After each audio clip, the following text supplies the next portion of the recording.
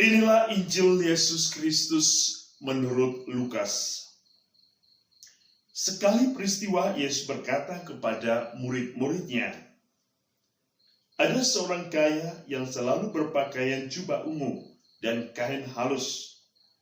Dan setiap hari ia bersukaria dalam kemewahan. Dan ada seorang pengemis bernama Lazarus. Badannya penuh dengan borok.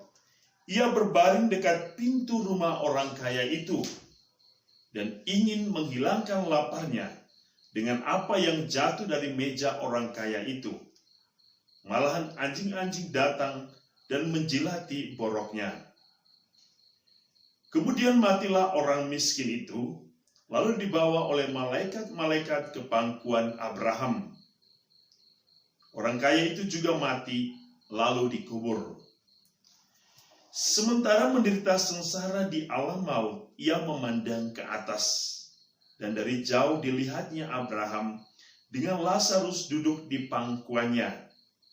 Lalu ia berseru, "Bapa Abraham, kasihanilah aku. Suruhlah Lazarus mencelupkan ujung jarinya ke dalam air dan menyejukkan lidahku, sebab aku sangat kesakitan dalam nyala api ini." Tetapi Abraham berkata, "Anakku, ingatlah, engkau telah menerima segala yang baik semasa hidupmu, sedangkan Lazarus segala yang buruk.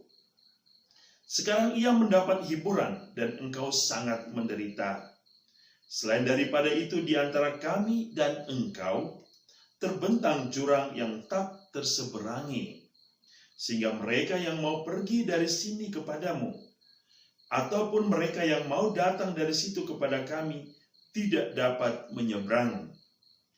Kata orang itu, "Kalau demikian aku minta kepadamu Bapa, supaya engkau menyuruh dia ke rumah ayahku, sebab masih ada 5 orang saudaraku, supaya ia memperingatkan mereka dengan sungguh-sungguh, agar mereka kelak jangan masuk ke dalam tempat penderitaan itu." Tetapi kata Abraham, "Ada pada mereka kesaksian Musa dan para nabi. Baiklah mereka mendengarkan kesaksian itu." Jawab orang itu, "Tidak, Bapa Abraham. Tetapi jika ada seorang yang datang dari antara orang mati kepada mereka, mereka akan bertobat." Kata Abraham kepadanya, "Jika mereka tidak mendengarkan kesaksian Musa dan para nabi, mereka tidak juga akan mau diyakinkan, sekalipun oleh seorang yang bangkit dari antara orang mati." Demikianlah Injil Tuhan.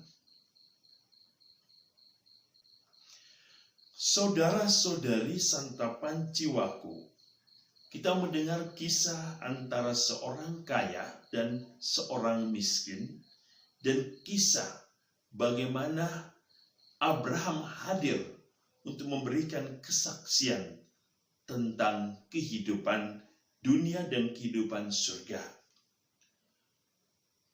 Saudara-saudari, manusia adalah ciptaan Allah yang paling sempurna.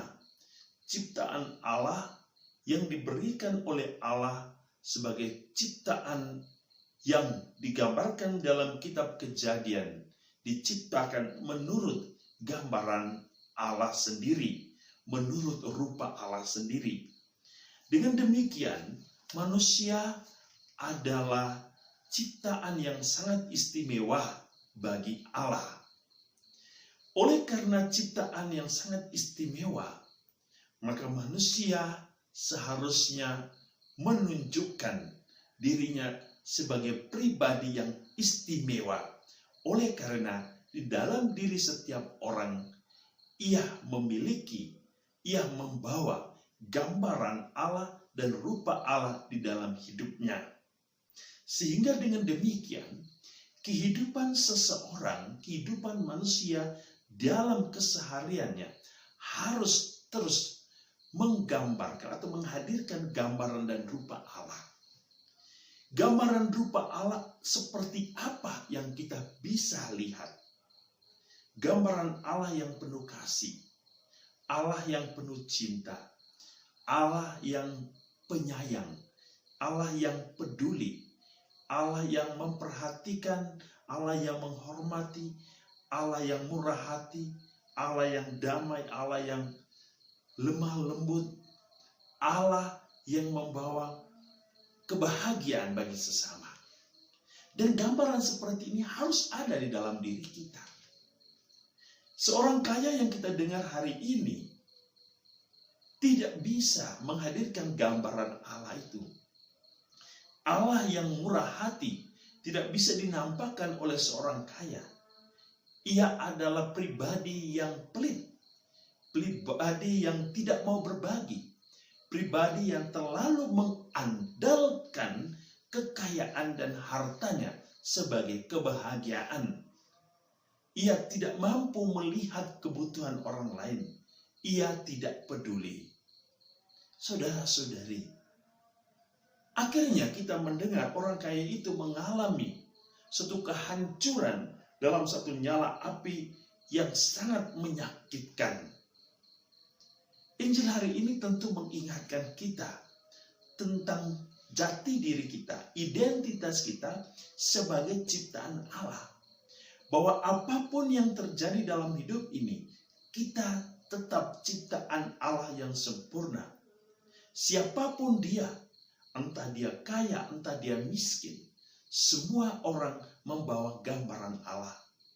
Maka tuntutan yang paling penting adalah bagaimana kita saling menghormati satu sama lain sebagai ciptaan yang sempurna dari Allah. Oleh karena kita membawa gambaran Allah itu, maka hidup kita harus menghadirkan gambaran itu dalam diri sesama, teristimewa yang sangat membutuhkan, yang miskin, yang sakit, yang menderita. Penting dari kehidupan manusia adalah iman. Iman berarti percaya dan mengandalkan Tuhan sebagai sumber kebahagiaan kita. Injil hari ini menggambarkan juga akan kehadiran Abraham yang kita kenal dalam perjanjian lama sebagai bapa iman. Oleh karena ia setia mendengarkan firman Allah. Ia setia untuk meninggalkan kenyamanan dirinya di negerinya sendiri dan pergi mengikuti kehendak Allah kepada negeri yang tidak pernah ia ketahui. Ia percaya kepada Allah bahwa Allah akan menuntun dan memberikan yang terbaik baginya. Ia menuntun para kawanannya, ia menuntun umat pilihan Allah untuk masuk ke dalam tanah terjanji. Ia merawat mereka, ia melindungi mereka, ia menjaga mereka semua agar mereka menikmati suatu keindahan yang Allah janjikan di tanah terjanji. Dan itulah tujuan hidup kita. Untuk merawat satu sama lain, untuk menjaga satu sama lain, untuk memberikan kehidupan kita bagi orang lain.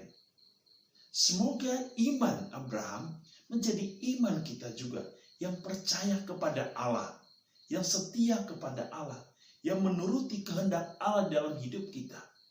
Dunia tidak bisa memberikan kebahagiaan sempurna, hanya Allah. Yang berikut, harta. Harta adalah milik Allah seutuhnya. Ia membiarkan kita memiliki. Ia membiarkan kita untuk merawat, menjaga. Agar kita mampu menggunakan harta itu untuk kemuliaan Allah di dalam diri sesama kita, teristimewa yang membutuhkan. Tentu Injil hari ini mengingatkan kita akan kepedulian kita kepada sesama. Masa Prapaskah adalah masa kepedulian. Kepedulian kepada sesama kita dan juga kepedulian kepada diri kita. Agar kita mau mendengarkan firman Tuhan, mau memberikan kesaksian-kesaksian para nabi, kesaksian-kesaksian perintah Tuhan yang disampaikan lewat Musa dan juga semua para nabi yang telah memberitakan kerajaan Allah.